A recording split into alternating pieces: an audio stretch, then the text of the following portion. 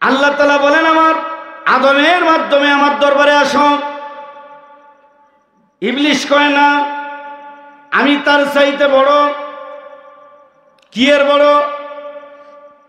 আদম হইল মাটি, আমি হইলাম আগুন।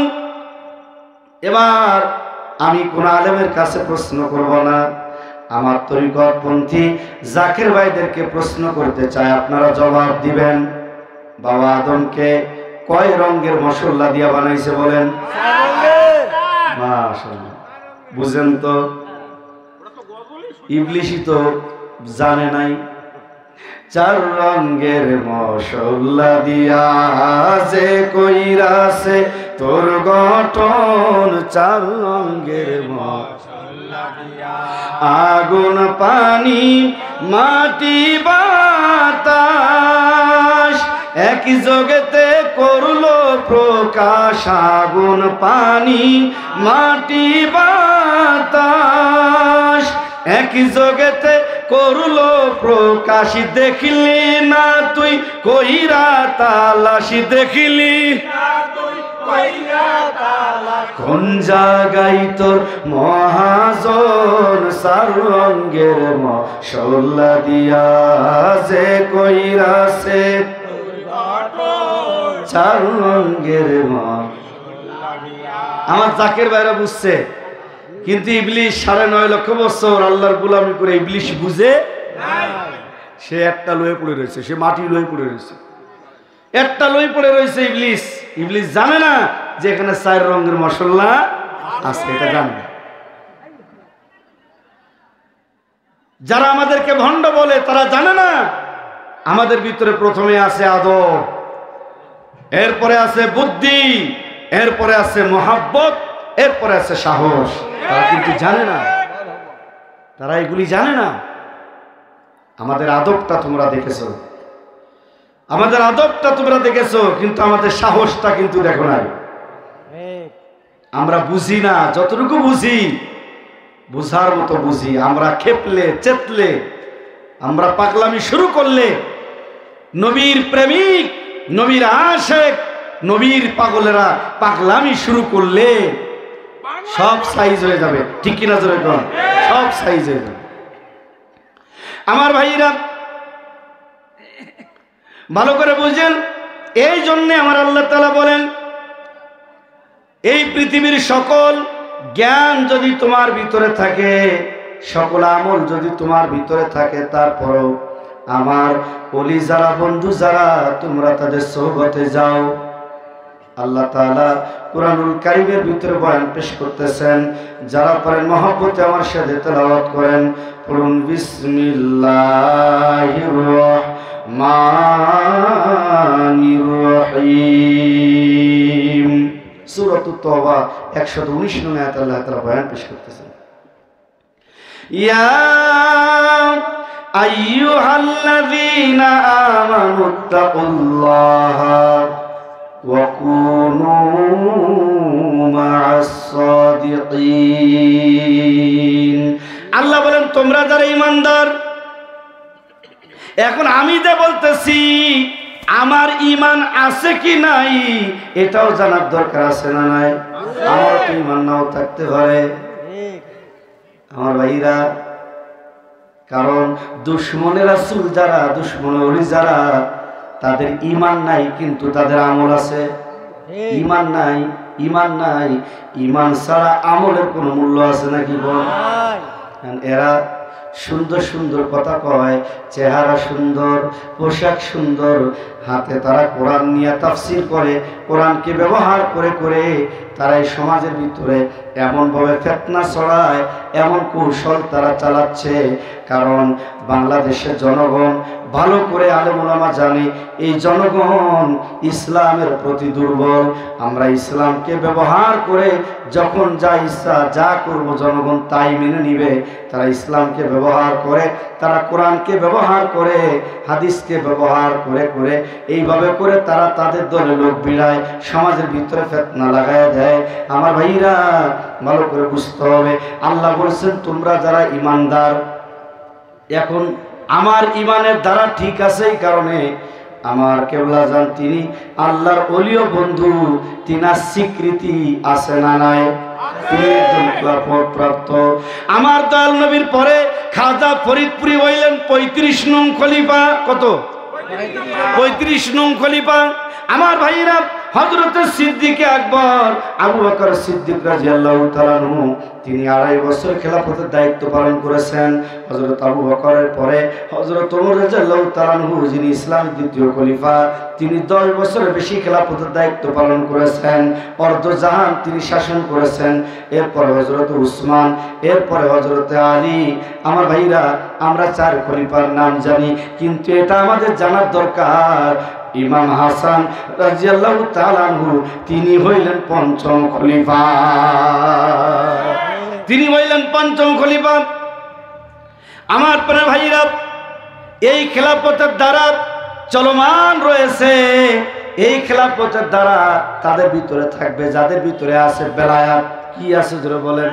বেলায়াত। যাদের ভিতরে আছে বেলায়াত আছে আমার ভাইরা, তাদের ভিতরে তারাই খেলাফত প্রতিষ্ঠা করতে পারবে। তাদের ভিতরে আছে খেলাফত। আমার কেবলা জান 35 নং খলিফা, তিনার কদম থেকে আমরা এসেছি। আমাদের একটা পরিচয় আছে, আমাদের অভিভাবক আছে, আমাদের কোনো ভয় নাই।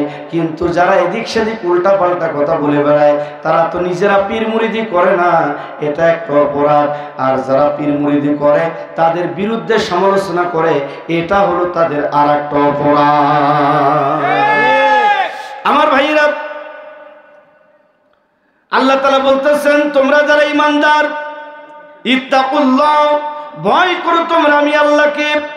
ওয়াকুনু মা'আস সাদিকিন, সত্যপন্থী যারা, সত্যবাদী যারা, ভালো মানুষ যারা, আমার ওলি যারা, বন্ধু যারা, যদি তোমরা নামাজ পড়ো, রোজা রাখো, হজ করো, যাকাত দাও, সব কিছু তোমরা জানো, সব কিছু তোমরা মানো, সব কিছু জানা সত্য মানা সত্য, আল্লাহ বলেন আমার ওলি যারা, বন্ধু যারা, তোমরা কি করো?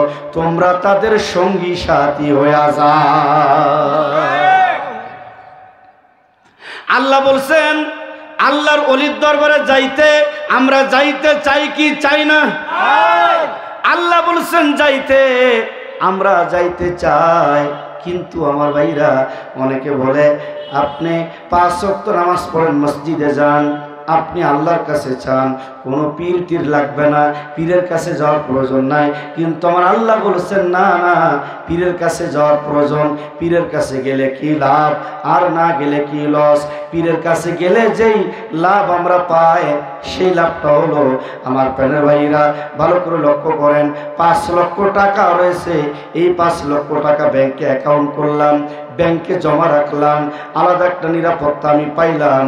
ব্যাংকে অ্যাকাউন্ট করলে কোটি কোটি টাকা ব্যাংকে রাখলে আলাদা একটা নিরাপত্তা আছে না নাই? নিরাপত্তা আছে। আর যদি এই টাকা ঘরের ভিতরে রাইখা দেন, কুচক্রি মহল ডাকাত দলেরা যখন জানতে পারবে, ডাকাত দলেরা আসবে, আইসা আপনার হাত পা বেঁধে ফেলবে, অস্ত্রের মুখে জিম্বি করে আপনার টাকা পয়সা, স্বর্ণ মুদ্রা সব কিছু তারা সিনাই নিয়ে যাবে, ডাকাতি করে নিয়ে যাবে। অর্থনৈতিকভাবে ক্ষতিগ্রস্ত হইলে আবার পূরণ করা সম্ভব। কিন্তু আমার ভাইরা যদি আপনার ঈমান চুরি করে নিয়ে যায়, আমল চুরি করে নিয়ে যায়, এটা পূরণ করা কশিনকালও সম্ভব না। এই ঈমান চুরি করার জন্য লেবাস পরেছে ইবলিশ মার্কা আলেম। আমি বলি ইবলিশ মার্কা এলেমদারি আলেম তারা, যারা এই সমাজের ভিতরে বলেন ডিগ্রি নিয়ে বাহাদুরি করেন, তোমার থেকে ইবলিশের ডিগ্রি কম ছিল না। ইবলিশ ছিল মুআল্লিমুল মালাইকা, সকল ফেরেশতাদের মুআল্লিম ছিল, তোমার থেকে তার ডিগ্রি কম ছিল না।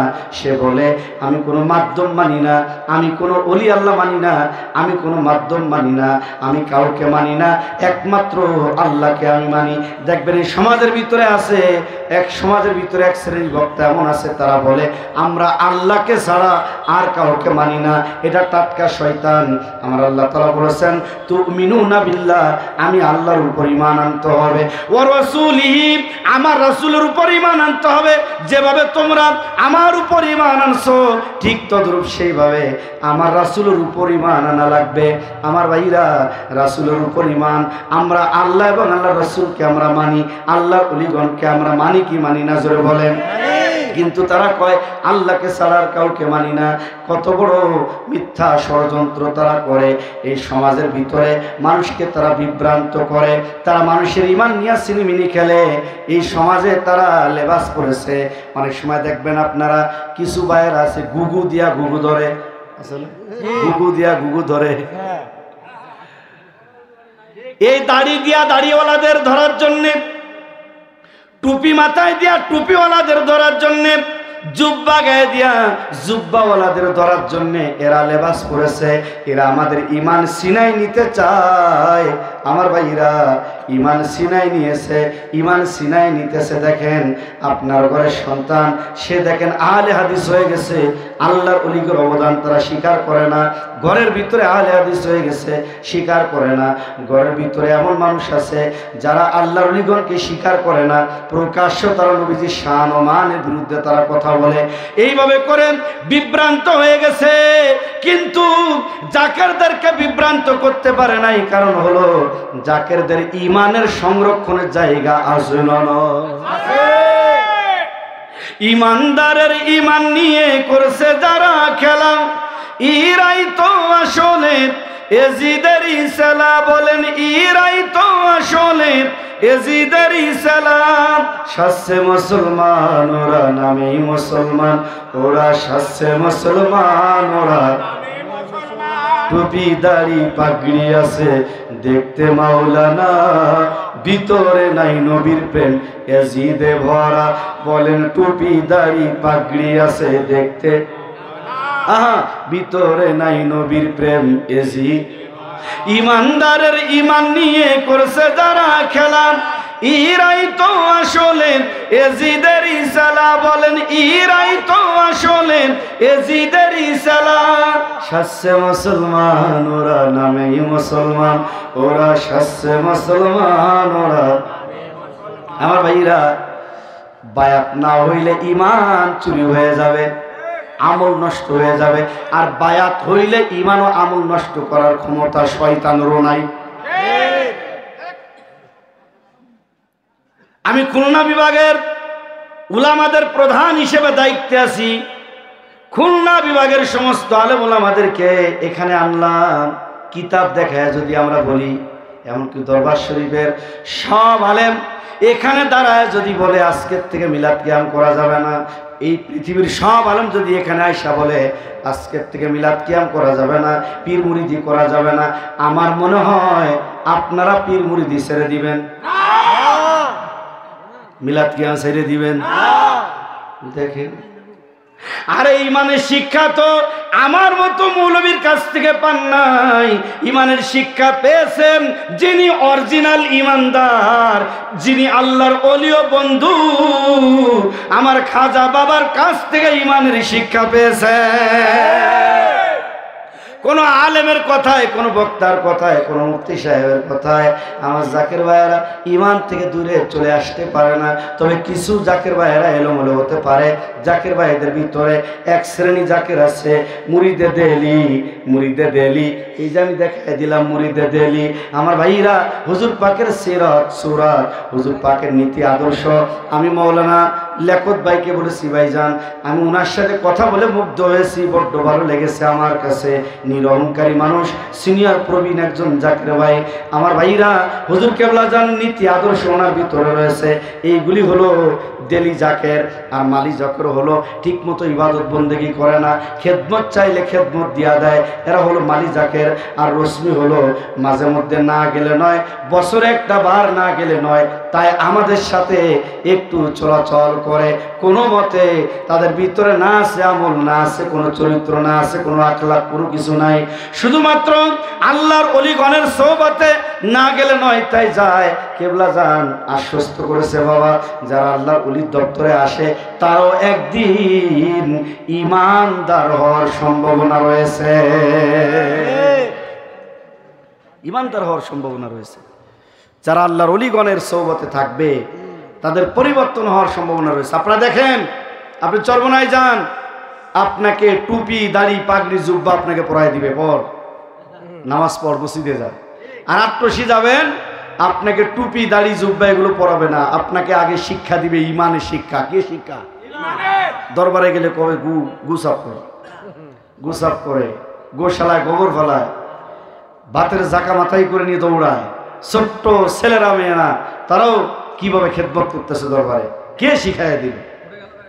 আমার ভাইরা, প্রবীণ প্রবীণ মুরব্বী বাবাজিরা যে এলাকায় লাঠির উপরে ভর করে চলাচল করে, এই বাবাজি দরবারে ভাতের জাকা মাথায় করে নিয়ে দৌড়াচ্ছে। কি বাবাজি বলে যে দরবারে আয়া বইয়াছিলাম, বইতে ভাল লাগছে না, চিন্তা করি একটু খেদমত করি। আস্তে আস্তে করে এক দুই জাকা নেওয়ার পরে পরে শরীরে এমন শক্তি হয়েছে, এখন দৌড়ায় দৌড়ায় খেদমত করি। আমি বললাম, এই শক্তিটা তো কে আপনাকে দিছে? লক্ষ্য করেন, আল্লাহ তাআলা কোরআনে বলেছেন, ওয়া কানা হাক্কান আলাইনা নাসরুল মুমিনিন, মুমিনদেরকে সাহায্য করা আমি আল্লাহর জন্য ওয়াজিব হয়ে যায়। তা না হলে এই 1200 চুলা দরবারে জ্বালানো সম্ভব ছিল না। এই লাকড়ি খড়ি গ্রুপে খেদমত করতেছে জাকের ভাইয়েরা, পাকশালায় খেদমত করতেছে জাকের ভাইয়েরা, বিভিন্ন ডিপার্টমেন্টে জাকের ভাইয়েরা খেদমতে আছে না নাই? সাহায্য করেন কে? আল্লাহ তাআলা। এমনি এমনি হয় না, এত সোজা না, সহজ না। তাহলে আল্লাহর ওলির দপ্তরে গেলে ইমানের নিরাপত্তা আছে না নাই? না গেলে কি ইমানের নিরাপত্তা আছে? না গেলে ইমানের নিরাপত্তা নাই। তাহলে আমরা যেতে চাই কি চাই না? চাই।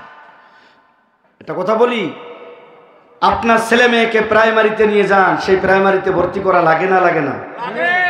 স্কুল, কলেজ, মাদ্রাসা, ভার্সিটি, বিশ্ববিদ্যালয়ে ভর্তি করা লাগে না লাগে না? আপনি গাড়ি কিনেছেন, ড্রাইভিং লাইসেন্স আছে, জায়গা কিনেছেন, জায়গার দলিল আছে, বিয়ে করেছেন, বিয়ের কাবিন আছে, এমএ পাস করেছেন, সার্টিফিকেট আছে। এটাকে বলে এটা আমার ছেলে, পরিচয়, এটা আমার ছেলে, এটা আমার নাতি, পরিচয় আছে। আপনি আমি যে মুসলমান, তার পরিচয় কি, প্রমাণ কি? মুসলমানের মুসলমানিত্বের প্রমাণ থাকার দরকার আছে না না? কোরআন তুমি বলে দাও, কোরআন যদি মুসলমানের মুসলমানিত্বের পরিচয় দিয়ে দেয়, কোরআন যদি জবাব দেয়, আপনাদের কোনো আপত্তি আছে নাকি বলেন? কোরআন তুমি জবাব দিয়ে দাও। কোরআন জবাব দিতেছেন কুরআনুল কারীমের ভিতরে সূরা আল ফাতহ 10 নং আয়াতে আল্লাহ তাআলা বয়ান পেশ করতেছেন। যারা পারেন মহব্বতে আমার সাথে তেলাওয়াত করেন। বিসমিল্লাহির রাহমানির রাহিম। আরো জোরে আল্লাহ তাআলা বলতেছেন, ইন্নাল্লাযীনা ইউবাইউনাকা ইন্নামা, এভাবে যদি কেরাতে টান দিয়ে গলা থাকবে না, সেই সুযোগটা আপনারা রাখেন নাই। কি করব, আমি কারিয়ানা ভাবে টান না দিলে আমার ভালো লাগে না। এখন গলাটা একটু চাল পড়লে জড়ায় যাচ্ছে, কষ্ট হচ্ছে। এই কষ্টটা হতো না। আমরা তো প্রতি রাত্রে কথা বলি।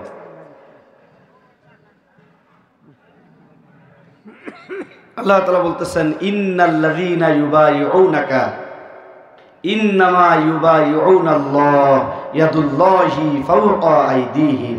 আল্লাহ তাআলা বলতেছেন, হাবিব আপনি বলেন, নিশ্চয়ই যারা আপনার হাতে হাত দিয়া বায়াত হইতেছে এবং হইতে থাকিবে। ইউবাইউনাকা এটা মুজারের সিগা, মানে বর্তমান এবং ভবিষ্যৎ। যারা বায়াত হইতেছে এবং বায়াত হইতে থাকিবে। আল্লাহ তাআলা বলতেছেন, যারা আপনার হাতে হাত দিল, হাবিব ওটা আপনার হাত না, ওটা আমি আল্লাহর কুদরতি হাত। হাবিব, যারা আপনার হাত মুবারকে হাত দিল তারা যেন আমি আল্লাহর হাতে, আমি আল্লাহর কুদরতি হাতে হাত দিল। বলেন আমরা আল্লাহর কুদরতি হাতে হাত রাখতে চাই কি চায় না? আল্লাহর কুদরতি হাতে হাত রাখার পরে আল্লাহ বলছেন, বান্দা তুমি একটা হাত আমার কুদরতি হাতে রাখছো, ইয়াদুল্লাহি ফাওকা আইদিহিম, আমি আমার আর একটা কুদরতি হাত তোমার হাতের উপর রাখা তোমাকে স্বীকৃতি দিলাম। আমি তোমাকে বললাম, শোনো, তুমি এখন থেকে নামাজের মধ্যে মজা পাবে, তেলাওয়াতের মধ্যে মজা পাবে, দাড়ি রাখা মজা পাবে, টুপি মাথায় দিয়া মজা পাবে, জুব্বা গায়ে দিয়া মজা পাবে, মিলাদ কিয়ামের ভিতরে মজা পাবে, ফরজ নামাজের পরে মুনাজাতে মজা পাবে, মা বাবার কবর জিয়ারতে মজা পাবে। আমার ভাইরা, যেহেতু আমরা ভর্তি হয়ে গেছি দুনিয়ার কোন মানুষের কাছে নয়, আমরা আমাদের প্রিয় নবী রহমাতুল লিল আলামিনের মাধ্যমে আমরা সরাসরি আল্লাহর কাছে বায়াত হয়েছি। সরাসরি আমরা বায়াত হয়ে গেলাম।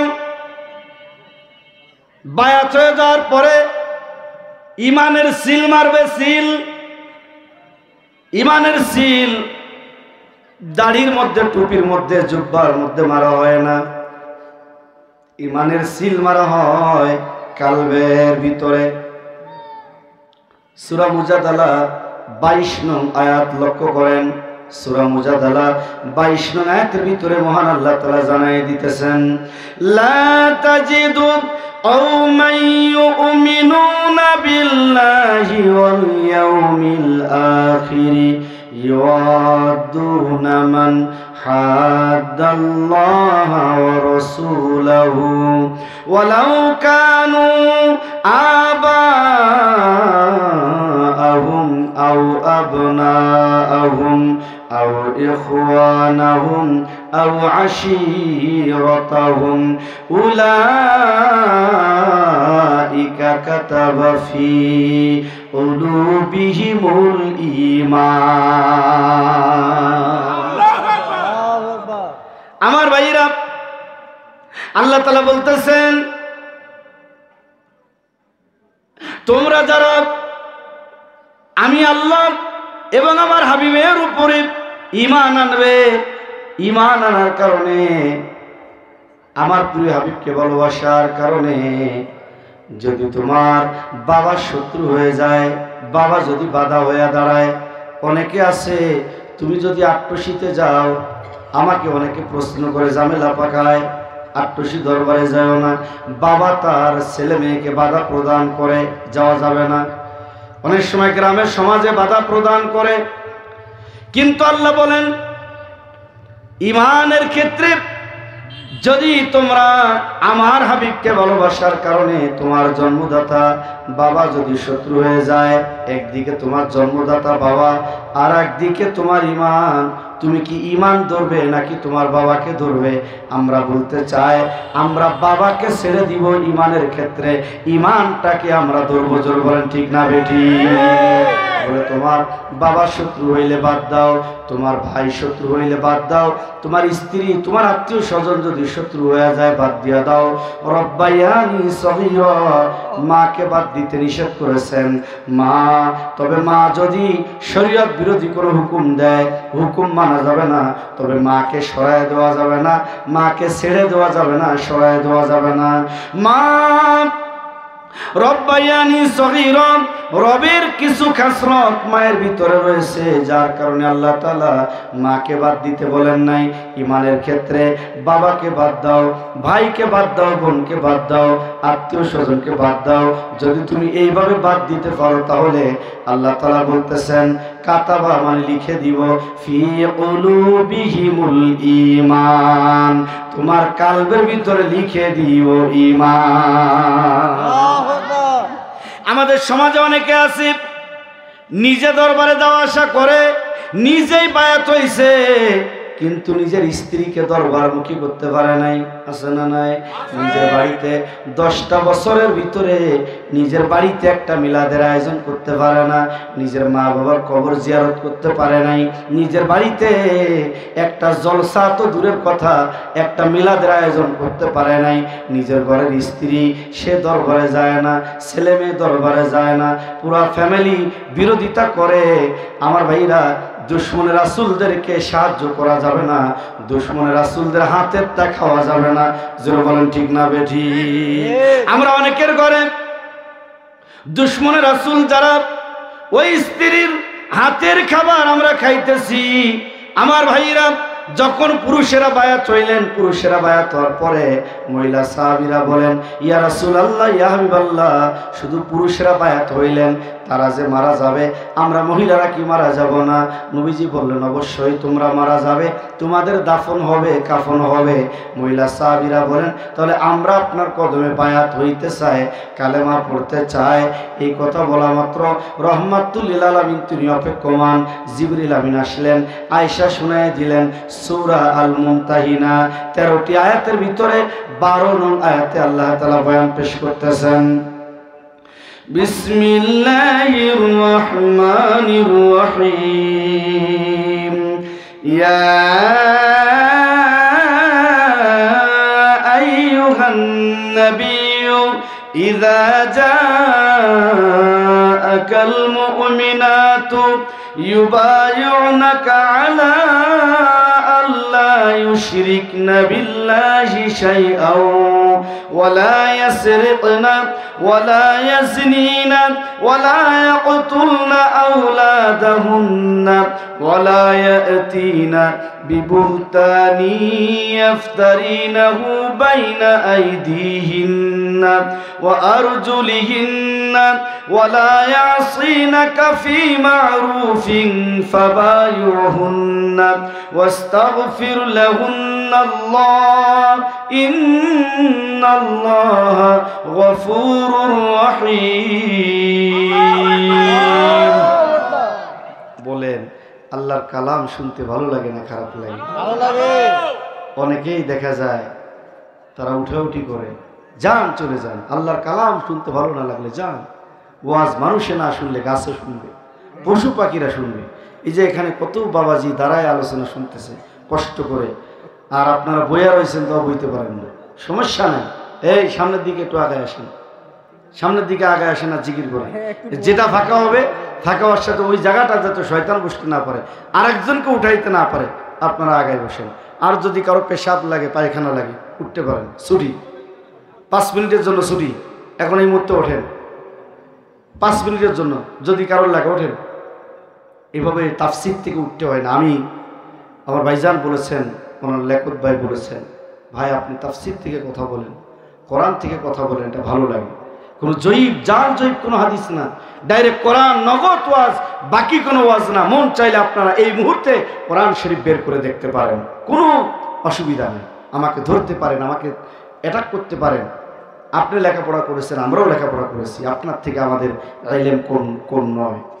আল্লাহ তাআলা বলতেছেন, দেখেন পুরুষের বায়াতের ব্যাপারে ছোট্ট একটি আয়াত তেলাওয়াত করেছি, আর মহিলাদের বায়াতের ব্যাপারে অনেক বড় আয়াত তেলাওয়াত করেছি। মহিলাদের বায়াতের যে প্রয়োজনীয়তা, অনেকে আমাদের সমাজে বলে যে মহিলারা কেন আবার ওই পীর তীর ধরবে, মহিলাদের আবার আটপসি কি, আটপসি আবার মহিলাদের কি?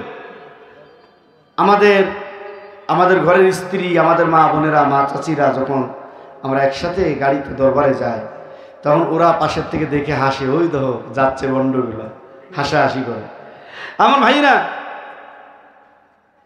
যদি তারা এইভাবে বলে যে এই গাড়িতে আমরা জাকের ভাই বোন আমরা একসাথে গাড়িতে যাই, যদি তারা এখানে ফতোয়া লাগায় আমরা জাকের ভাই বোন গাড়িতে গ্যাদারিং করে যায় না, বোনেরা আলাদা বসে, জাকের ভাইরা আলাদা বসে, স্বামী স্ত্রী থাকলে একসাথে এক জায়গা বসে, কিন্তু তারা পর্দা সহকারে যায় কি যায় না? যায়। আর লোকাল গাড়িতে যখন এই মানুষগুলি ওঠে, বুরকা একটা না 14টা বুরকা পরো, 14টা বুরকা পরো, বুরকা পরায়া এই লোকাল গাড়িতে গেলে যখন এরা এদিকে মুখ করে দাঁড়ায় আছে, আর এক দল এদিকে মুখ করে দাঁড়ায় আছে, উভয়ের ফাঁসা একদিকে, এখন মাঝখান দিয়ে কন্ট্রাক্টর যায়, ওই যে শরীরের সাথে যে স্পর্শ লাগে, এই যে গ্যাদারিংয়ের ভিতরে আপনার স্ত্রীকে যে আপনি উঠালেন, তাহলে তো বাসে উঠানো হারাম। স্ত্রীকে নিয়ে যে শ্বশুর বাড়ি যান, বাসে উঠান, এটা হারাম। আপনার ওই গ্যাদারিং থেকেও আমরা সুন্দর নিরাপত্তায় ভালো পজিশনে আমরা দরবারে যাই কি যায় না? আবার আপনাদের অঞ্চল থেকে তো ট্রেনের কাফেলা যায়, ট্রেন যায়, কাফেলা করে যান। এই যে একটা সুন্দর একটা সিস্টেম, এরা হাসে, মহিলারা কেন আটপশি যাবে? এদের মহিলাদের এখানে কি সর্বনায় তো মহিলারা যায় না, আটপশি মহিলারা যায়। কেন মহিলারা যায়? আল্লাহ যেতে বলেছেন, আল্লাহ যেতে বলেছেন। কেন পুরুষ এবং মহিলারা পীরের দরবারে কেন যাবে? তারা তো ওখানে শিরিক করে, বেদাত করে। আমার ভাইরা, আল্লাহ তাআলা বলতেছেন, ইয়া আইয়ুহান নাবিয়্যু ইযা জাআকাল মুমিনাতু, হাবিব আপনি বলেন, ইমানদার নারীরা যখন আপনার নিকট এসে আনুগত্যের শপথ করে, যে শর্ত দিয়া দিলেন আপনি মহিলাদের বায়াত করাতে পারবেন, প্রথম শর্ত হলো আল্লাহ ইউশরিকনা বিল্লাহি শাইআ, আল্লাহর সাথে কাউরে শরীক করা যাবে না। বায়াত হওয়ার কারণে আমরা শিরিক থেকে বেঁচে যাই, ঠিক কি না? বায়াত হওয়ার কারণে শিরিক থেকে বেঁচে যায়, শিরিক মুক্ত জীবন যাপন করি। আর এরা আমাদের বিরুদ্ধে অপপ্রচার করে, তারা বলে বায়াতের নামে আমরা নাকি শিরিক করি। না না, বায়াতের প্রথম শর্ত হলো আল্লাহর সাথে কাউরে শরীক করা যাবে না। ওয়ালা ইয়াসরিকনা ওয়ালা ইয়াজনিনা ওয়ালা ইয়াকতুলনা আওলাদাহুন্না, আল্লাহ তাআলা বলতেছেন তারা যেন চুরি করতে না পারে, শর্ত দিয়া দিলেন। তারা চুরি করবে না, ব্যভিচার করবে না, জেনা করবে না, নিজেদের আওলাদদেরকে হত্যা করবে না, তারা ভালো কাজে আপনার অবাধ্যতা করবে না। আমি আপনাদের কাছে জানতে চাই, আমার আপনার ঘরের স্ত্রী দরবার শরীফে গেলে, বিশ্ব জাকের মঞ্জিলে গেলে, তারা শিরিক থেকে বেঁচে যেতে পারে কি পারে না? শিরিক থেকে বাঁচতে পারে। এরপরে চুরি থেকে বাঁচতে পারে কি পারে না? জিনা ব্যভিচার থেকে বাঁচতে পারে কি পারে না? এই যে একটা নিরাপত্তা, আমাদের স্ত্রীগণ আল্লাহর ওলির মজলিসে গেলে পরে, তাদের দরবারে বায়াত হইলে পরে, তাদের কদমে গেলে পরে, আমাদের স্ত্রীগণ তারা শিরিক থেকে বেঁচে গেল, চুরি থেকে বেঁচে গেল। আমাদের ঘরে আলাদা একটা নিরাপত্তা আমরা পাইলাম। ঘরের স্ত্রী নিয়ে কোনো চিন্তা নাই, কোনো টেনশন নাই। আমি ওহাবির ঘরে ওহাবি, আমি বলে যাইতেছি, লক্ষ্য করেন, আমার স্ত্রী দরবারে যাতায়াত করেন, ফজরের নামাজের পরে যখন খাজা বাবার রওজা পাকের দিকে রুজু হইয়া পাক কালাম ফাতিহা শরীফ পড়ে, বলেন একটা স্বামীর কাছে এর থেকে আর ভালো কিছু চাওয়ার আছে নাকি? কোন কি যে একটা ভালো লাগে, স্ত্রী পাক কালাম ফাতিহা শরীফ পড়ে, ঈশার নামাজের পরে 500 মর্তবা দুরূদ শরীফ পড়ে। ও মা বোনেরা, এই এলাকার কোন কোন মা বোন আছেন 500 মর্তবা দুরূদ শরীফ পড়ে, ঈশার নামাজে পড়ে? কিন্তু জাকের বোনেরা 500 মর্তবা দুরূদ শরীফ পড়ে। জাকের বোনেরা বাড়িতে মুষ্টির চাউল রাখে।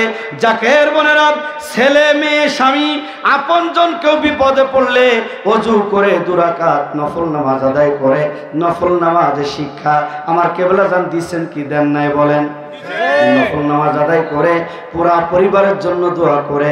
বলেন এই দরবার শরীফে আমাদের স্ত্রীগণ দরবার শরীফে যাওয়ার কারণে আমাদের লাভ হয়েছে নাকি লস হয়েছে? ঘরের স্ত্রী তাহলে দরবারে পাঠান না কেন, নেন না কেন দরবারে? আপনি গেছেন ঠিকই, আপনার স্ত্রী দরবারে যায় না। আপনি এক দল, স্ত্রী আর এক দল, এটা হয় না। যেহেতু নগদে আমরা পাচ্ছি, আপনারা বলেন আমরা এবং আমাদের ঘরের স্ত্রীরা, আমরা যারা পুরো ফ্যামিলি সহকারে বায়াত হয়েছি, আমরা লাভ করেছি নাকি লস করেছি? আমরা লাভ করেছি, আমরা লাভবান। আমার প্রাণের ভাইরা, কেমন লাভবান ভালো করে বুঝেন। এই দাড়ি যার তার মুখে মানায় না, টুপি যার তার মাথায় মানায় না, জুব্বা যার তার গায়ে মানায় না, বুরকা কোনো না কোনো মহিলা যে সেই তো পরে, কিন্তু বুরকা সব মহিলার শরীরে মানায় না। ভিতরটাকে পরিষ্কার করা লাগবে। ভিতরটা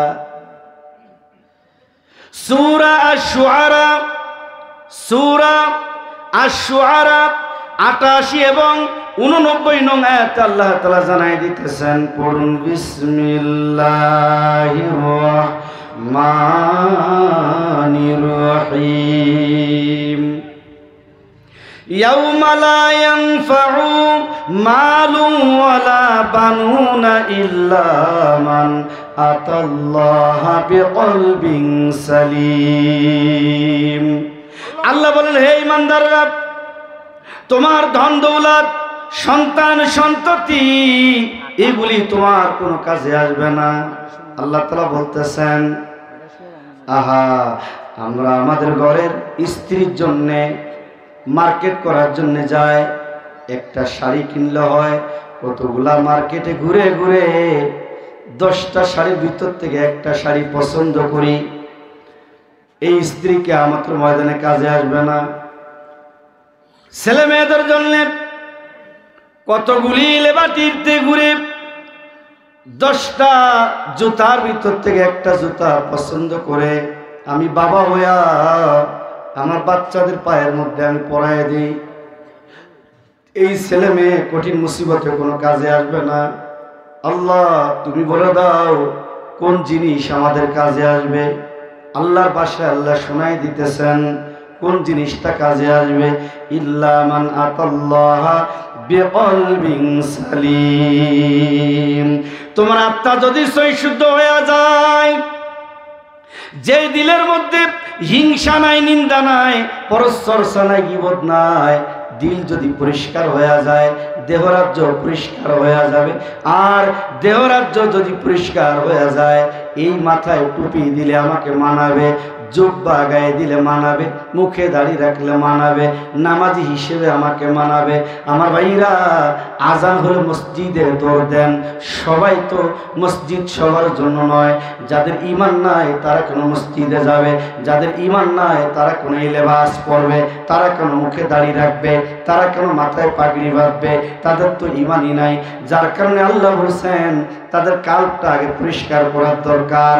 রোগমুক্ত দিল, কাল্প যদি পরিষ্কার হয়ে যায় তাহলে দেহরাজ্য পরিষ্কার হবে। দেহরাজ্য যদি পরিষ্কার হয়ে যায় তারপরে লেবাস আপনাকে মানাবে। এই জন্য বিশ্ব জাকের মঞ্জিলে ইমানের শিক্ষাটা আগে দেওয়া হয়। বিশ্ব জাকের মঞ্জিলে আজান শিখানো হয়, নামাজ শিখানো হয়। আমার ভাইরা, মুনাজাত শিখানো হয় কি হয় না? দরবার শরীফে আমরা বেশ কয়েকজন ওয়াহাবি আলেম বিশ্ব জাকের মঞ্জিলে আটপ্রসি মোড়ে যাওয়ার পরে আমাদেরকে ভিতরে প্রবেশ করতে দিবে না।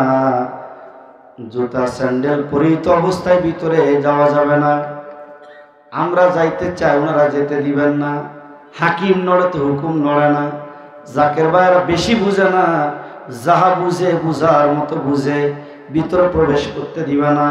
আমরাও দূর থেকে এসেছি, কি করা যায়, একটা পর্যায়ে ভিতরের দিকে আমরা তাকায় দেখি লক্ষ লক্ষ মানুষের সমাগম। কারোর পায়ের মধ্যে জুতা নাই, স্যান্ডেল নাই, সবাই খালি পায়ে দরবার শরীফে হাঁটা চলা করতেছেন। গলার মধ্যে গামছা ঝুলায়া জাকের ভাইরা হাঁটা চলা করতেছে। কি সুন্দরভাবে গলার মধ্যে গামছা ঝুলানো। এই যে জাকের ভাইদের অনেকের গলার মধ্যে গামছা ঝুলানো। আমার ভাইরা গলার মধ্যে গামছা ঝুলায়া দরবার শরীফে হাঁটা চলা করে। আমরা দেখলাম জাকের ভাইদের চেহারা সুরত, জাকের ভাইদের অর্থাৎ মুরিদানদের চেহারা যদি এত সুন্দর হয়, না জানি তাদের পীর ও মুর্শিদের চেহারা, খাজা ফরিদপুরীর চেহারা, না জানি তিনার চেহারা আরো কত সুন্দর ছিল। যারা বলেন ঠিক না বেটি?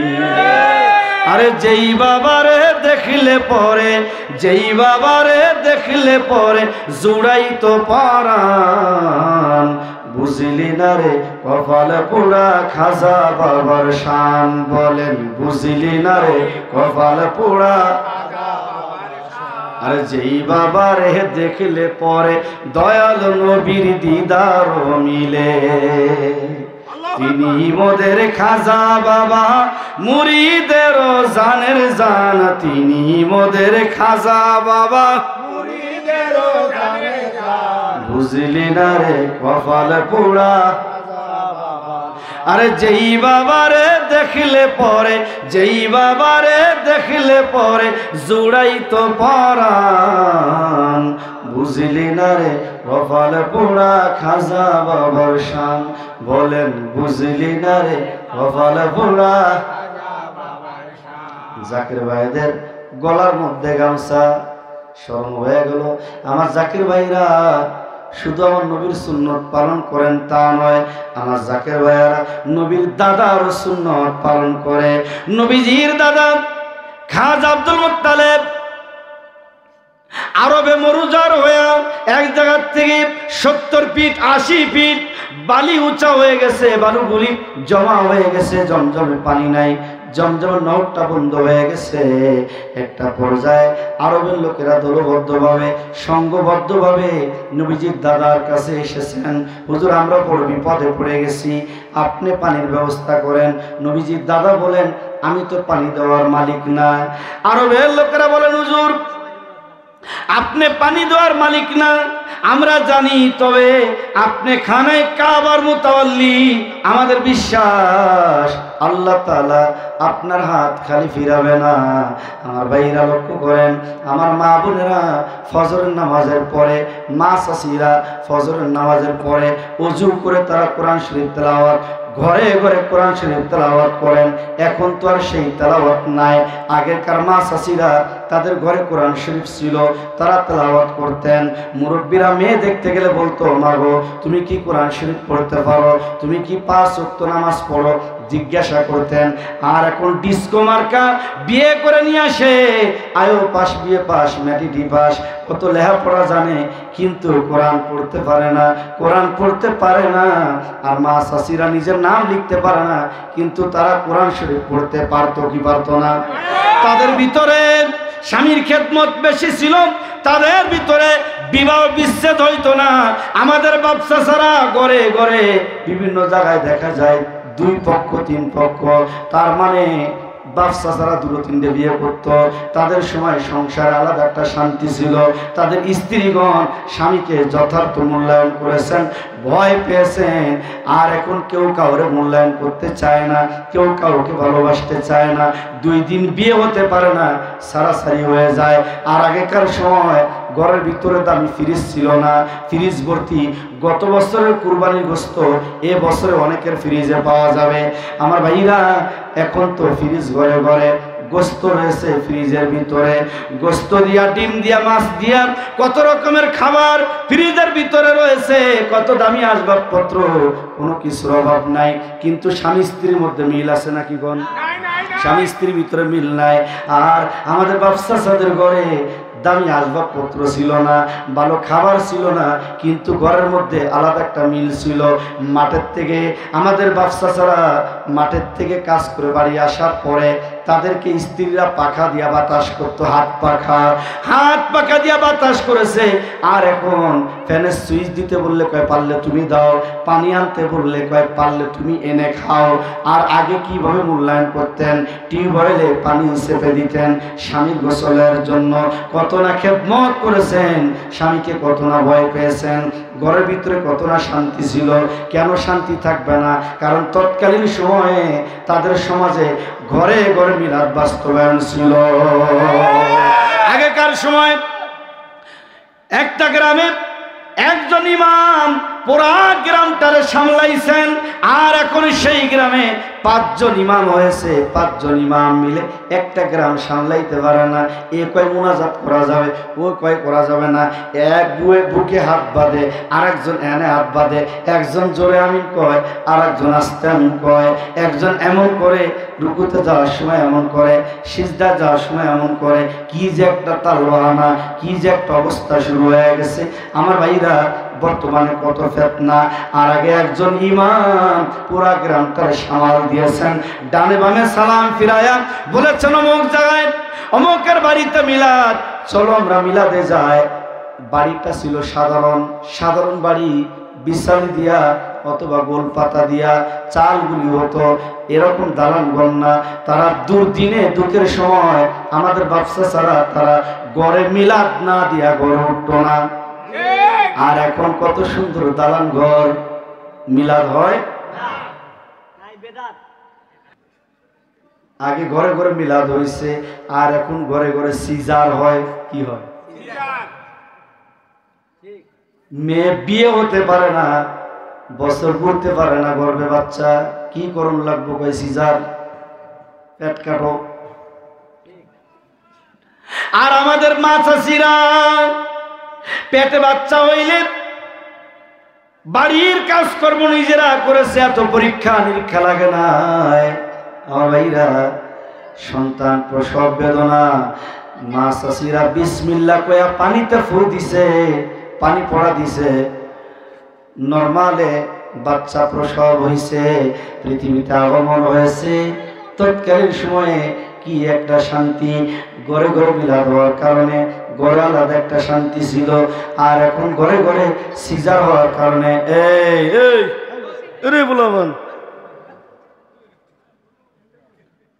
আমি কইছি তাইতে উনি উঠে দাম আগে দেখেন না,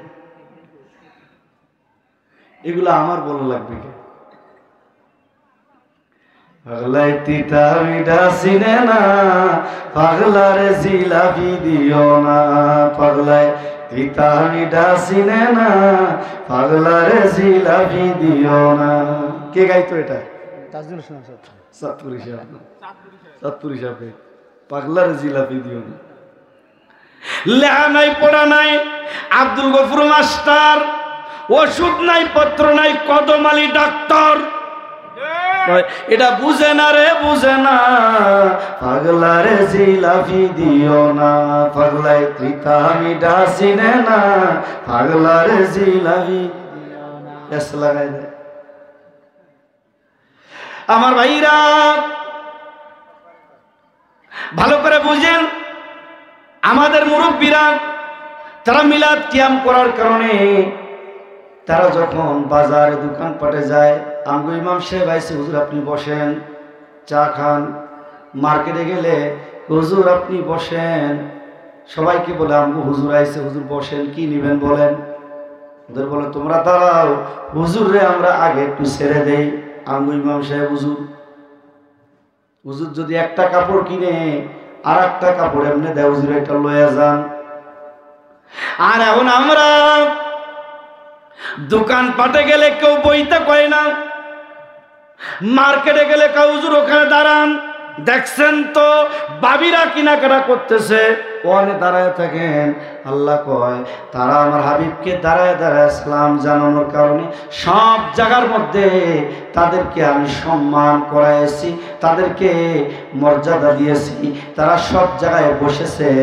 আর তোমরা এত লেখাপড়া জানো, তোমরা মার্কেটে গিয়া দাঁড়ায় থাকো, কারণ তোমরা আমার হাবিবকে দাঁড়ায় সালাম জানাইতে চাও না। দাঁড়ায় থাকি। এখন আগেকার মোল্লারা গরু জবাই করলে মোল্লাই খাই কাল্লা, হুজুর আপনি কাল্লা লয়া যান।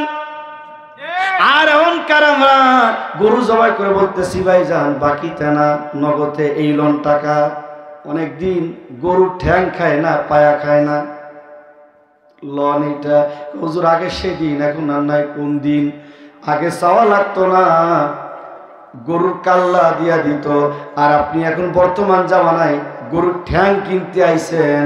হুজুর এই গরু জবাই করার পূর্বে গরুর ঠ্যাং আগে বিক্রি হয়ে গেছে।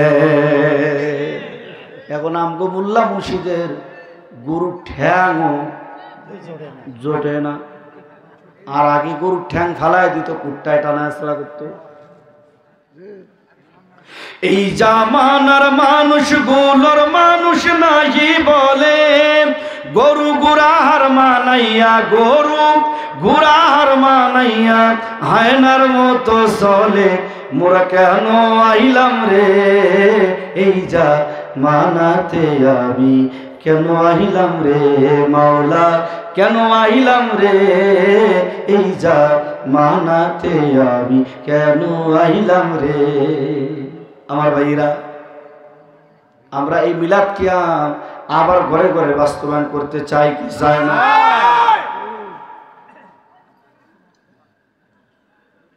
সেই দিন আমরা ফিরে আনতে চাই, সেই জিকির আমরা করতে চাই। 90 দশকে দরবার শরীফে জাকের ভাইরা জিকির করতেন দাঁড়ায়া। কি সুন্দর একটা আওয়াজ হইতো, কি ভালো লাগতো।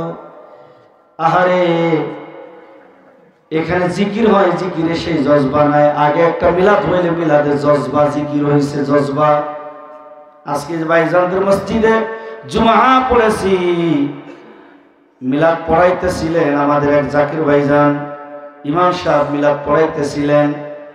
আহা কি যে একটা মায়া, কি যে একটা মমতা, নবীর প্রেমে দরবারে শুয়ে এত সুন্দর করে মিলাদ পড়াইতেছিলেন, বড্ড ভালো লাগতেছিল আমার কাছে। আরে এইভাবে যদি প্রতিটা মসজিদে মসজিদে মিলাদ কিয়াম হইতো, তাহলে এই পৃথিবীতে বিশেষ করে বাংলার জমিনে আমাদের কোনো দুঃখ দুর্দশা আমাদের থাকতো না। আমরা আল্লাহর রহমতের চাদর জড়ানো থাকতাম। কিন্তু এখন মিলাদ কিয়াম তো নাই, সেই শান্তি তো এখন আমাদের মাঝে নাই। সেই শান্তি ফিরায় আনতে গেলে আল্লাহর ওলি সোহবতে যাওয়া লাগবে। বলতেছিলাম আমার মা চাচিরা কোরআন শরীফ তেলাওয়াত করেন, ঘরে ঘরে কোরআন শরীফ তেলাওয়াত করেন, আলাদা একটা শান্তি ছিল। ওই কোরআন শরীফের উপরে এরকম কাপড় দিয়া পেঁচানো থাকে। মা চাচিরা কোরআন শরীফ পড়ার পূর্বে আগে তারা কোরআন শরীফকে চুম্বন করে, চুম্বন করে বুকের সাথে লাগায়, বড্ড ভালো লাগে। আমার ভাইরা কোরআনের উপরে চুম্বন করলে পরে ওই চুম্বনটা কোরআনের উপরে লাগে না, ওটা কাপড়ের উপরে লাগে। কোরআনের সংস্পর্শে কাপড় থাকার কারণে কাপড় চুমা পায়। সুতরাং ভালো করে বুঝতে হবে, এখানে আলাদা একটা সম্মান, কাপড়ের একটা মান আল্লাহ তাআলা বাড়ায় দিলেন কোরআনের সংস্পর্শে থাকার কারণে। রেহাল কাঠ, যেই রেহাল কাঠের উপরে কোরআন শরীফ রেখে তেলাওয়াত করে, ওই রেহাল কাঠের আলাদা একটা মর্যাদা, বুকের সাথে জড়ায় রাখে। ভালোবাসা ওই রেহাল কাঠে কেউ পাও তুলে দেয় না, কারণ এটার উপরে কোরআন রেখে তেলাওয়াত করা হয়। ভালো করে বুঝেন, এমনি করে 15 টাকার টুপি আমরা মাথায় দিয়েছি, আর 15,000 টাকার জুতা আমগো যশোরে কিনতে পাওয়া যায়, আপনাদের এদিকেও এই রংপুর বিভাগেও কিনতে পাওয়া যাবে। আমার ভাইরা এত সুন্দর জুতা, 15,000 টাকার জুতা আপনি কিনেছেন, জুতার স্থান হলো মানুষের পায়ের নিচে। আর 15 টাকার টুপি কিনেছেন, টুপির স্থান হলো মানুষের মাথার উপরে। আপনার জুতা খুলে কারো গায়ে লাগছে, ঝগড়া তর্ক লাগবে না, এমনি কিলাকিলি শুরু হয়ে যাবে। আর টুপি খুলে কারোর গায়ে লাগছে, এই টুপিটা ধুলা বালু ঝেড়ে দিয়া চুম্বন করে আপনার হাতে দিবে, এটা আপনি লন, আলাদা একটা মহব্বত। এই জোহরের নামাজের পরে মসজিদের ভিতরে আমার মুসল্লি ভাইয়েরা একটু গোড়াগড়ি করতেছে, টুপিটা খুলিয়া বুকের উপর রাখে। ঈশার নামাজের পরে 500 মারতবা দুরূদ শরীফ পড়ে মাথার থেকে টুপি খুলিয়া বালিশের পাশে রাখে, মাথার পাশে রাখে। বলুন তো দেখি, আজও পর্যন্ত কোনো ব্যক্তি বালিশের পাশে মাথার পাশে 15,000 টাকার জুতা রাখে নাকি? বলেন, জুতার দাম তো 15,000 টাকা। দামি জুতা পায়ে দিলে, দামি জুতা পায়ে দিলে মানুষের বাড়াই যে মান, পাই জুতা পরলে সম্মান, গায়ে পরলে অপমান, পাই জুতা পরলে সম্মান, গায়ে পরলে অপমান। জুতা স্যান্ডেল যত দামি মাথার উপর উঠে না, কখনো যদি মাথায় লাগে সম্মান কিন্তু থাকে না। ধনী গরিব যেই বা যা হোক, ধনী গরিব যেই বা যা হোক, গায়ে লাগলে যাই তার মান, পাই জুতা পরলে সম্মান, গায়ে পরলে অপমান, পাই জুতা পরলে সম্মান, গায়ে পরলে অপমান। ভালো করে বুঝেন, যারা বায়াত হয়েছেন তাদের স্থান হলো মাথার উপরে, যারা বায়াত হয় নাই তাদের স্থান এরকম পায়ের নিচে। নাউজুবিল্লাহ কোন, এর থেকে ভালো কথা বলার সুযোগ আমার আর নাই। আপনি আলেম হন আর আপনি শিক্ষিত হন, যে যাই হন না কেন, আপনি বায়াত হবেন না, মহান আল্লাহ তাআলার দরবারে আপনার কোনো মূল্য নেই। আর আপনি বায়াত হবেন সাধারণ কোরআন হাদিস কিচ্ছু জানেন না, নরমালি একটা টুপি, স্থান কোথায়? মাথার উপরে। নবীর প্রেম আপনাদের হৃদয় মাঝে। আরবের লোকেরা বলতেছে আপনি খানায় কাবার মুতাওয়াল্লি, আপনার একটা সম্মান। আমাদের বিশ্বাস মহান আল্লাহ তাআলা আপনাকে খালি হাতে ফিরাবেন। নবীজির দাদা উনি কি করলেন? উনি গলার মধ্যে গামছা ঝুলালেন। জাকের ভাইরা গলায় গামছা ঝুলাই কি ঝুলাই না? উনি গলায় গামছা ঝুলালেন, ঝুলায়া উনি বের হয়ে গেলেন। গভীর রাত্রে, শেষ রাত্রে রহমতের সময় উনি বের হয়ে গেলেন। মক্কায় কতগুলি দোয়া কবুলিয়াতের জায়গা আছে, সেই জায়গার মধ্যে তিনি গেলেন, বরকতময় জায়গা। আরাফার ময়দান দোয়া কবুলিয়াতের জায়গা, মিনার ময়দান দোয়া কবুলিয়াতের জায়গা, জাবাল আর রহমা রহমতের পাহাড় দোয়া কবুলিয়াতের জায়গা, হাতিমে কাবা দোয়া কবুলিয়াতের জায়গা, মাকাম ইব্রাহিম দোয়া কবুলিয়াতের জায়গা, খানায় কাবার গেলা দোয়া কবুলিয়াতের জায়গা, সাফওয়া দোয়া কবুলিয়াতের জায়গা, মারওয়া দোয়া কবুলিয়াতের জায়গা, মুলতাজামের গর্ত দোয়া কবুলিয়াতের জায়গা, হাজরে আসওয়াদ দোয়া কবুলিয়াতের জায়গা। আমার প্রিয় ভাইরা ভালো করে লক্ষ্য করেন, মদিনা শরীফে কতগুলি জায়গা আছে দোয়া কবুলিয়াতের জায়গা। মদিনা শরীফের প্রথম মসজিদ মসজিদে কুবা, 2 রাকাত নামাজ পড়লে একটা উমরা হজের সওয়াব হয়ে যায়, এটা দোয়া কবুলিয়াতের জায়গা। মসজিদে জুলকিবলাতান 2 কেবলার মসজিদ, এটা দোয়া কবুলিয়াতের জায়গা। জান্নাতুল বাকি দোয়া কবুলিয়াতের জায়গা। নবীজির রওজা পাক, নবীজির কদমের নিচে দোয়া কবুলিয়াতের জায়গা। হাজী ভাইরা যখন মদিনা শরীফে যায় চোখের পানি ছেড়ে তারা কান্না করে। বাংলাদেশে আইসা তারা বলে এমন কোন পাষাণ নাই নবীজির রওজা শরীফ দেখলে তার চোখে পানি আসে না, দিল কাঁদে না। হাজী ভাইদের জবানে শুনি আমাদের দিলটাও কাঁদে, যদি আমরা এক নজর দেখতে পাইতাম, ঠিক কিনা কোন? মদিনারি জন্যে আমার, মদিনারি জন্যে আমার আগুন জ্বলে বুকে, আমরা কবে যাব রওজা পাকে, দেখব মনের সুখে, আমরা কবে যাব রওজা পাকে, দেখব মনের সুখে। মদিনাতে জান্নাত আছে, নবীজির কদমের নিচে, মদিনাতে জান্নাত আছে, নবীজির কদমের নিচে, যে দেখেছে ভুলে না রে, যে দেখেছে ভুলে না রে, কাঁদে বিশ্বের সুখে। মদিনা মদিনা শুনি হাজিদেরি মুখে, মদিনারি জন্যে আমার, মদিনারি জন্যে আমার আগুন জ্বলে বুকে,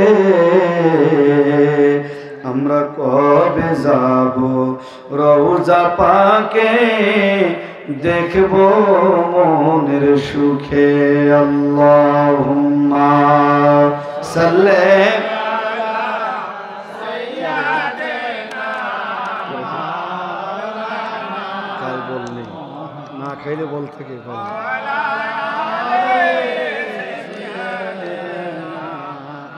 মাওলানা। আরে দুরুদে হইলে পাগল করবে নবী পার, আল্লাহুম্মা সাল্লি আলা পড়েন বারে বার, বলেন আল্লাহুম্মা সাল্লি আলা পড়েন বারে।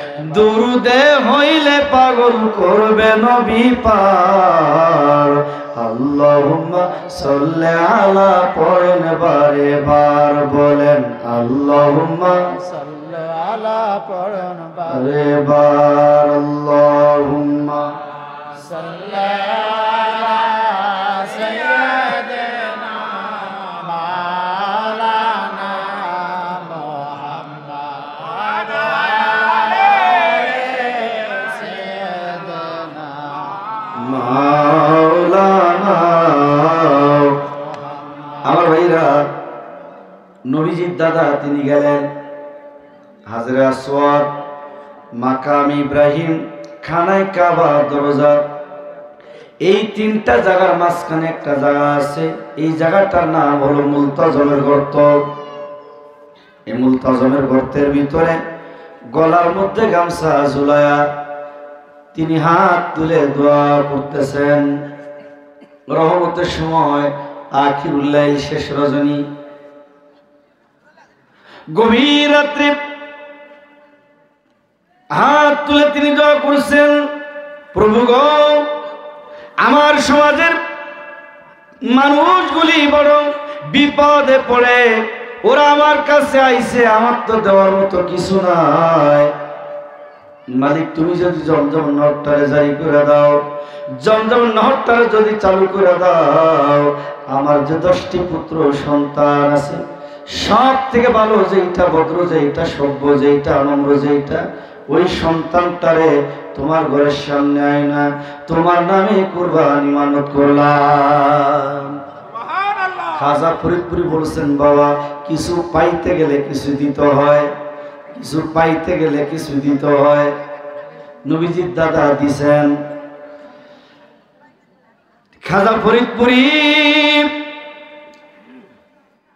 আখিরুল লাইল, শেষ রজনীতে রহমতের সময় দরবার শরীফে বড়ই তলায় সালার একটা চট বিছায়া 2টি হাত তুলে দোয়া করতেন, কান্না করে বলতেন, মালিক, আমার মুরিদেরা, তাদের পেটে খাবার নাই, তাদের পরনে কাপড় নাই, আমার মুরিদেরা তোমার ডাকতে জানে না, যত কষ্ট আছে, দুঃখ আছে, তুমি আমারে দাও, আমার মুরিদানদের তুমি কষ্ট দুঃখ দিও না।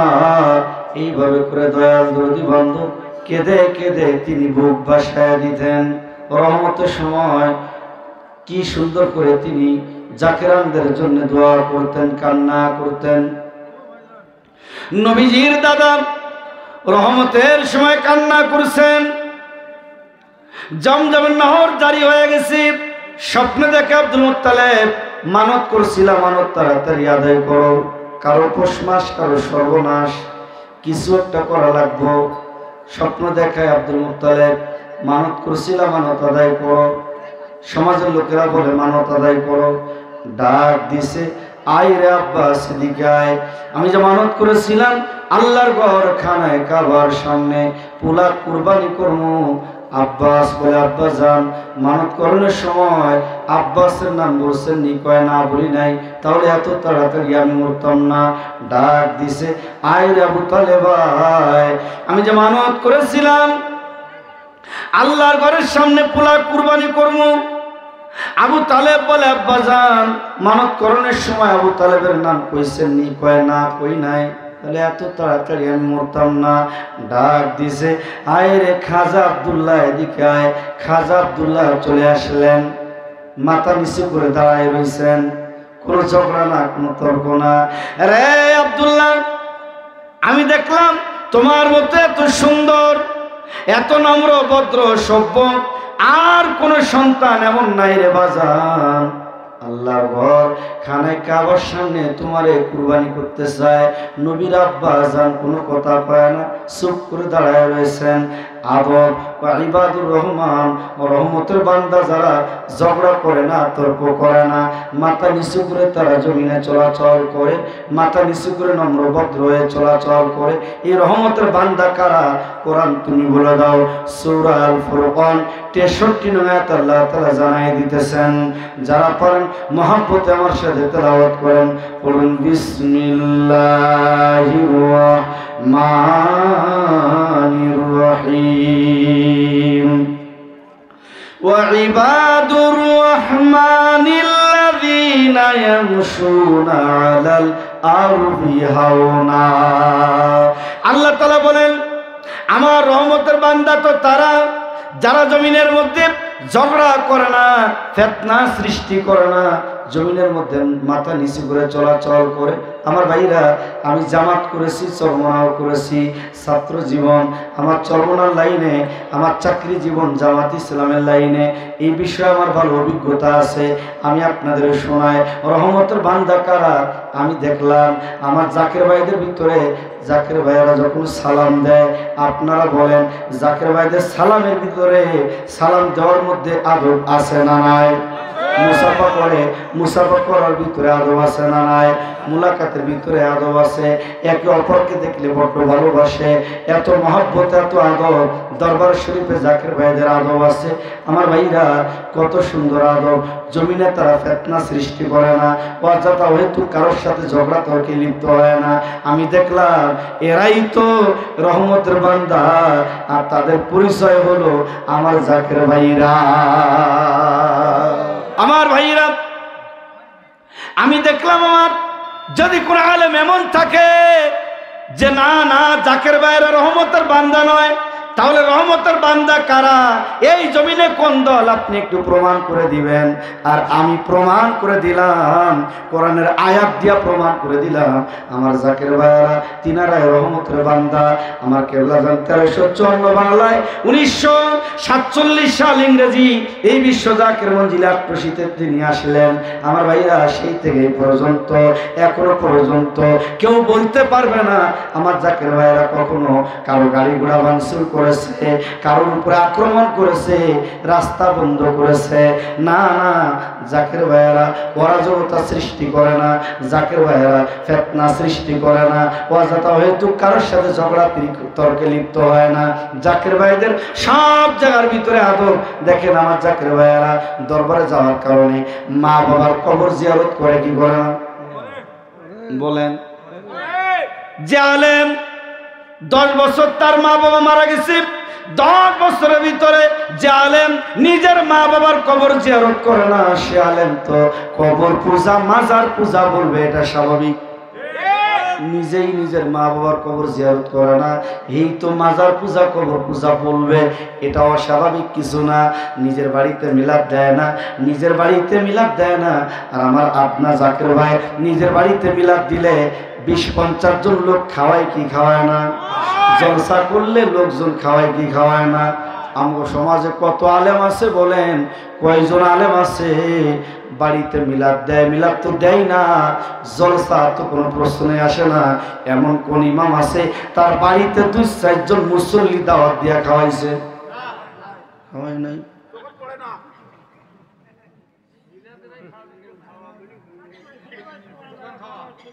হালাল হারাম না মানিয়া কত টাকা করছো কামাই, এত টাকা রাখবা কোথায়? কাপনের তো পকেট নাই। টাকা পয়সা লইয়া কি কেউ কবরে গেছে? টাকা পয়সা লইয়া কি কেউ কবরে গেছে? কি জবাব দিবি রে তুই আল্লাহর কাছে? হয় কি জবাব দিবি রে তুই আল্লাহর কাছে? ওরে মানুষ সবে হুশ দুনিয়ার পিছে, কি জবাব দিবি রে তুই আল্লাহর কাছে? হয় কি জবাব দিবি রে তুই আল্লাহর কাছে? আমার প্রাণের ভাইরা, দরবার শরীফে যাওয়ার কারণে আমার বাড়িতে জলসা হয়। আমার যশোরে আমার বাড়ি, এই দরবারে যাওয়ার কারণে আমার বাড়িতে জলসা হয়। আহা, এলাকার কত মানুষ আমার বাড়িতে আসে, জলসা শুনে তো বড় খায়। কিন্তু কত বড় বড় আলেম আছে রে, তাদের বাড়ি ঘরে মিলাদ হয় না। কিন্তু আমি দরবারে আসার কারণে আমার বাড়িতে জলসা হয়, মানুষজন আসেন। আমি দরবারে আসার কারণে আমার বাবার কবর জিয়ারত করি। দরবারে আসার কারণে আমার মায়ের কদম বুসি করে মাকে হাদিয়া নজরানা দিয়া তারপরে বাড়ির থেকে বের হই। পরিবর্তন আছে না নাই? আমার ভাইরা, গ্রামের সমাজে অসহায় মানুষের পাশে দাঁড়ায়। ঈদুল আজহায় বিশ্ব জাকির মঞ্জিলে আমরা আলেম ওলামার টিম গঠন করে দরবার শরীফে আমরা গরু কুরবানি করি। দরবার শরীফে আমরা 7 জন ভাগীদার দরবারে আমরা গরু জবাই করি। আর আমগো সমাজে কতজন আছে 10টা বছর ধরে ইমামতি করে, 10 বছরে মুসল্লিদের গরুর গলায় সূরা চালায়, নিজের বাড়িতে একটা বকরি পর্যন্ত কুরবানি দিতে পারে নাই। মসজিদে জুম্মা মসজিদে 10টা টাকা দেওয়ার ক্ষমতা রাখে না। এই যে আমি 10 টাকা দিলাম, আপনারা যে যা পারেন দেন, ক্ষমতা রাখে না। এই ঈদুল ফিতরে ফিতরা কয়জনে ফিতরা দেয় কয়জনে, সীমায় চিনিতে কয়জনে, গরিবের পাশে দাঁড়ায় কয়জনে, নিজের মুসল্লি অসুস্থ হইলে কয়জন ইমাম আছে তার বাড়িতে একটু খাবার লয়া যায়, তার মাথায় একটু হাত বুলায়া দেয়, দোয়া করে, বলেন কয়জন ইমাম আছেন? অথচ আল্লাহর নবী রহমতের নবী অসহায়দের পাশে তিনি দাঁড়াইছেন, গরিব সাহাবীদের পাশে তিনি দাঁড়াইছেন, অসুস্থ হইলে তার খবর নিয়েছেন। আসরের নামাজের পরে আমরা ঘুরে বসি, কিন্তু কেন ঘুরে বসি এই জিনিসটা তো জানে না। ফজরের নামাজের পরে ঘুরে বসে, ইমাম সাহেব ঘুরে বসে কি বসে না, বসে আঙ্গুল টিপে, কিন্তু অরিজিনাল কি জন্য ঘুরে বসতে হয় এই বিষয়টা তো তারা জানে না।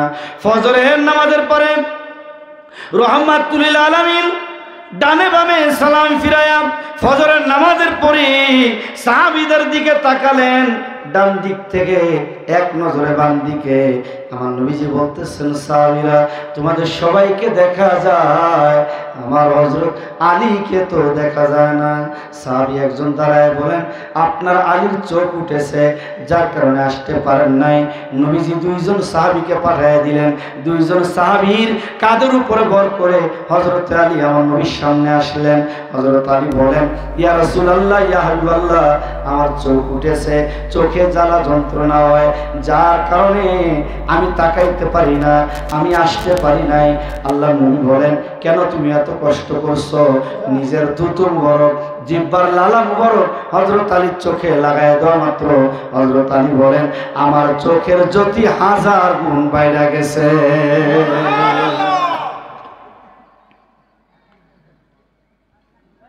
আবু বকর সিদ্দিকের সাপে কামড়াইছে, দয়াল নবীর তুতু লাগি বালা হয়ে গেছে। এই জামানায় উজা ফুজা, এই জামানায় উজা ফুজা কিছু আসেননি, বিজ্ঞানীদের বিজ্ঞানী আমগো নবীজি, বিজ্ঞানীদের বিজ্ঞানী আমগো নবীজি। বিজ্ঞানীরা রকেট করি চাঁদের দেশে যায়, আমগো নবী রকেট ছাড়া মেরাজ করতে যায়। মারহাবা কোন? কষ্ট হয় আপনাদের? খারাপ লাগে?